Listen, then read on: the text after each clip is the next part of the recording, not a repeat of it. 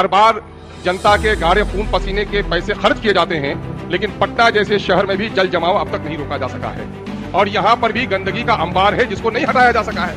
तो जब यहाँ राजधानी में यह हालत है तो कटिहार की हालत की गवाही महबूब भाई देंगे कि लोगों ने कभी दरखास्त दी थी, कभी दरखास्त तो नहीं दी थी। अगर अमोर प्रखंड के लोगों ने दरखास्त दी थी तो अमोर को विभाजित करके बारा ईदगाह को प्रखंड बनाने के लिए दिया था, मझगवा को प्रखंड बनाने के लिए दिया था, लेकिन आपको नगर पंचायत के लिए किसी ने नहीं मांगा। सौतेली माँ का हाल ये होता है कि बच्चा जब रोटी मांगे तो उसे खिलौना दे देता है। माननीय सदस्य अख्तरुल इमाम साहब, आपके पास में 5 मिनट का वक्त है। सभापति महोदय, नगर विकास के कटाव प्रस्ताव पर हम अपने ख्याल के इजहार के लिए खड़े हुए हैं। आपने मुझे मौका दिया, हम इसका शुक्रिया अदा करते हैं। किसी भी मुल्क के लिए और किसी भी राष्ट्र के लिए ये पैमाना होता है कि शहरी आबादी कितनी है। तरक्की याफ्ता देशों में ये देखा गया है कि वहां शहरों की आबादी 70% हो गई है और ग्रामीण क्षेत्रों में 30% रोज लगने लगे हैं। लेकिन अब भी देश में तकरीबन 70, 80, 85% लोग ग्रामीण क्षेत्रों में ही रहते हैं। यह हमारी बदकिस्मती है कि हमारे लोगों का उतना विकास नहीं हो सका। दरअसल अभी जिस मौजू पर हम लोग बात कर रहे हैं, हमारे शहर दरअसल हमारे राज्य के चेहरे की मानिंद है। आदमी के जिस्म के दूसरे हिस्सों में जख्म हो तो नहीं दिखता, चेहरे पे जरा फुंसी भी हो तो दूर से दिख जाता है। आज शहर की हालत क्या है और सफाई की हालत क्या है, कचरे की हालत क्या है, ड्रेनेज की हालत क्या है। हर बार जनता के गाढ़े खून पसीने के पैसे खर्च किए जाते हैं, लेकिन पटना जैसे शहर में भी जल जमाव अब तक नहीं रोका जा सका है और यहाँ पर भी गंदगी का अंबार है जिसको नहीं हटाया जा सका है। तो जब यहाँ राजधानी में यह हालत है तो कटिहार की हालत की गवाही महबूब भाई देंगे। अब चूंकि पार्टी की बाध्यता है तो भाई खेमका साहब को गीत गाने हैं पार्टी के, लेकिन पूर्णिया शहर में जो रहते हैं तो नगर पालिका से हमेशा लड़ते रहते हैं कि सफाई क्यों नहीं हो रही है। बाहर निकलेंगे तो हमारी भाषा बोलेंगे।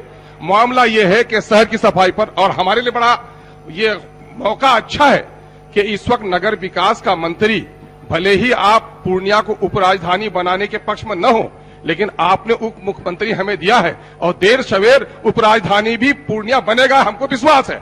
भले ही खेमका जी अभी मदद नहीं कर रहे हैं, अब की बार जब पूर्णिया लौटेंगे तब इनको जनता बताएगी कि क्यों नहीं प्रस्ताव का साथ दिए थे। सीमांचल के सारे लोगों से मैं कहता हूं, मैं 2-3 बातें कहने के लिए खड़ा हुआ। मामला यह है कि आपने अभी 26/12/2020 को एक अधिसूचना जारी की है नगर विकास ने, और उसमें बहुत सारे जो म्युनिसिपैलिटी है उसको म्युनिसिपल कॉर्पोरेशन और बहुत सारे पंचायतों को नगर पंचायत करने का फैसला लिया है।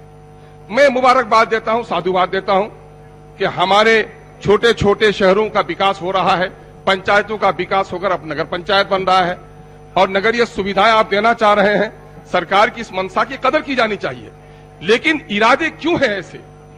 एक तरफ यहीं पर हम अगर कहेंगे कि प्रशासनिक सुधार के लिए पिछले 20 सालों से लंबित हैं कि 30-35 प्रखंडों, पंचायतों के प्रखंडों को विभाजित कर अलग प्रखंड बनाया जाए, आप सुनते नहीं है। 50 लाख की आबादी पर जिला है, उसको खंडित कीजिए, आप सुनने के लिए तैयार नहीं है। लेकिन किसी ने भी कुछ नहीं मांगा और फिर भी आप नगर पंचायत को नगर पंचायत बनाने के लिए तैयार है। मैं अपने क्षेत्र के अमोर पंचायत के बारे में कहना चाहता हूं महोदय। अमोर पंचायत जो है वो 2 तरफ से नदियों से घिरा हुआ है और 12,000 की आबादी है। 75-80% लोग कृषक हैं वहां पर। आमदनी का कोई स्रोत नहीं है, कोई बाजार नहीं है और उसको आपने नोटिफाई कर दिया है नगर पंचायत के लिए। क्यों? वहां के लोगों ने कभी दरखास्त दी थी, कभी दरखास्त तो नहीं दी थी।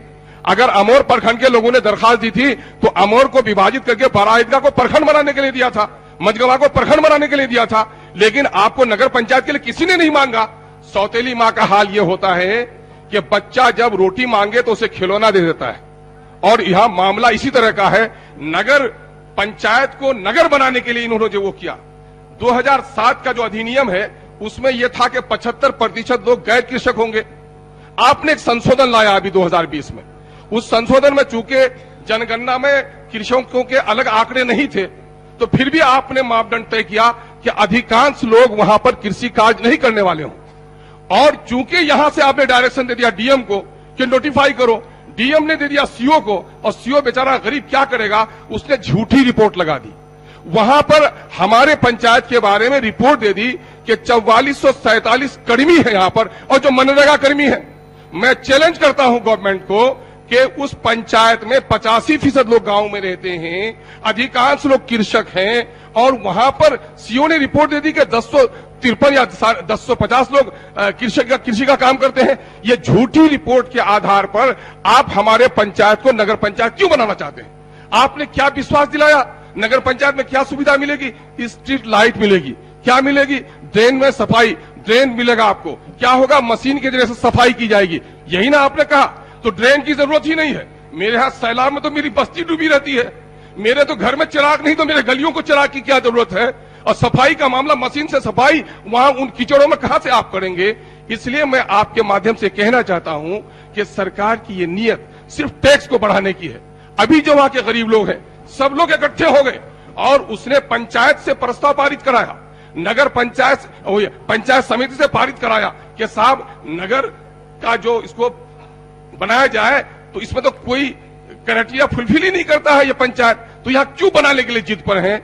इसलिए मैं आपके माध्यम से माननीय उप मुख्यमंत्री जी, जिस पर सीमांचल की मिट्टी का बड़ा कर्ज है, और मैं समझता हूं कि किसी कमेटी को जांच के लिए नहीं बल्कि मैं सत्य के आधार पर कहूंगा कि माननीय मंत्री जी ने अमोर को खुद देखा है। उनका हृदय, उनका दिल अगर गवाही देता है कि उस गरीब जनता पर बिला वजह का नगरीय टैक्स लगा दिया जाए, क्या करेंगे आप? जब उसको नगर पंचायत बना देंगे तो उसको होल्डिंग टैक्स बढ़ जाएगा, उसकी रजिस्ट्रेशन की फीस बढ़ जाएगी, वहां आप बस पड़ाव करके लोगों को वसूली करेंगे और सुविधा के नाम पर कुछ भी आप नहीं दे पाएंगे। इसलिए मैं आपसे ये कहना चाहता हूं कि आप विकास कराएं, ग्रामीण क्षेत्रों का विकास करा के नगर बनाएं, नगर नहीं महानगर बनाएं। हम इसके लिए साधुवाद देना चाहते हैं, लेकिन जिस बेचारे गरीब को पहले रोटी और कपड़े की जरूरत है उनके सर पर पगड़ी बांधने का काम मत कीजिए। इसलिए आपसे मेरा निवेदन है और गुजारिश है आपके पास शहर की सफाई का मामला कीजिए। लेकिन वक्त है सर, मैं उससे भी कम खत्म कर देता हूं। मैं आपके माध्यम से मैं माननीय मंत्री महोदय से ये गुजारिश करूंगा कि जो नोटिफिकेशन वहां आपके सरकारी कर्मचारियों के जरिए से गलत दिए गए हैं और आपको दिग्भ्रमित किया गया है, उसको निरस्त कीजिए और अमोर की गरीब जनता को, मजदूर जनता को 25% जहां कृषक है, मजदूर है, उस पर नगरीय टैक्स लाद करने का काम मत कीजिए। उसको पंचायत ही रहने दीजिए। हम आपसे नहीं मांगते खिलौना, मुझे रोटी दे दीजिए। बहुत बहुत धन्यवाद।